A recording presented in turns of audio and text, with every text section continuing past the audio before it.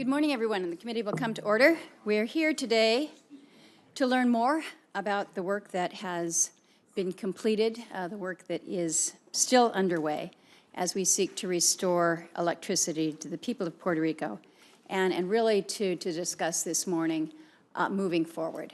So much remains to be accomplished. We'll also take a close look at the proposals to reform the island's energy sector, such as the governor's proposals with regard to the Puerto Rico Electric Power Authority, PREPA, and the Puerto Rico Energy Commission. At a hearing that we held last November on hurricane recovery efforts, I suggested at that time that there's essentially three different tenets, basic tenets for the restoration and the reconstruction of Puerto Rico's electric grid. I first suggested that we needed to make the grid more resilient to future weather events. I think everybody agrees, makes sense. Number two, in the case of damage from a future storm, bring the time frame for repairing the grid on par with the rest of the United States. Again, absolutely reasonable. And the final is to bring down the overall cost of electricity compared to pre-storm prices. And moving forward, I think that that is something, again, that we all agree must happen. Unfortunately, I'm not sure that any of those tenets have been fully or adequately addressed, although that I would note that some parts of the grid infrastructure are probably more resilient today, but perhaps more resilient by default as they have been replaced with newer materials. Still, as last month's island-wide power outage demonstrated, the grid remains fragile and unstable. Before we can get to those basic tenets, however, there remains a very primary question that I think needs to be answered, and that is, going forward, who's in charge of the grid? Who is providing the vision for the future of the grid, and who should outside parties be in contact with to help fulfill that vision?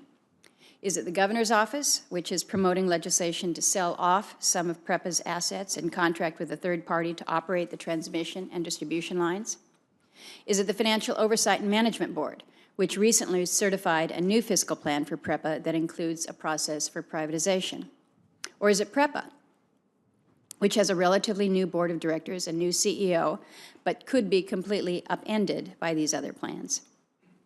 Or is it the PREC, which claims responsibility for setting the overall policy direction for the grid, yet could be dissolved under the governor's reorganization plan? And then how do the Department of Energy and the Army Corps of Engineers fit into the hierarchy? And of course, what about the creditors? So there's many, many questions here. Today's hearing is also an opportunity for officials to provide some clarity to questions that many in Puerto Rico are asking. They're asking, why are we still seeing island-wide blackouts? They're asking where all of the federal dollars have gone. How have they been directed? And then as we enter a new hurricane season, they're asking whether or not the grid is more stable and more resilient.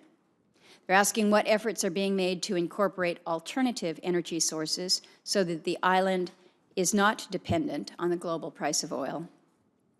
And then they're also asking what the status of the PREPA privatization proposal is. So there's a lot of questions to be answered. I would further add a concern about the consolidation of the regulatory agencies in Puerto Rico, particularly the PREC. With Puerto Rico's fiscal issues, attracting capital investment is a struggle.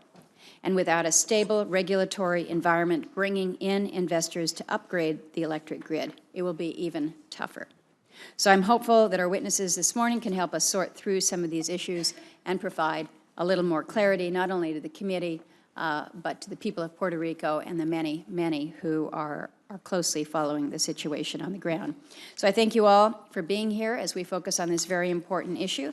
And I will turn to Senator Heinrich for an opening statement. He is helping Senator Cantwell out this morning, and we appreciate you taking the chair here.